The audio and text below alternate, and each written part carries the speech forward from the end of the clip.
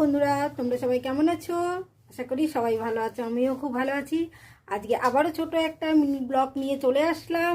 আজকে দুপুরে রেসিপিতে আমি কি করেছি চলো দেখাচ্ছি। আর আজকে বৃষ্টির ওয়েদারটাও দেখো। আজকে সকাল থেকেই বৃষ্টি হচ্ছে, পুরো মেঘলা, এখনও বৃষ্টি পড়ছে।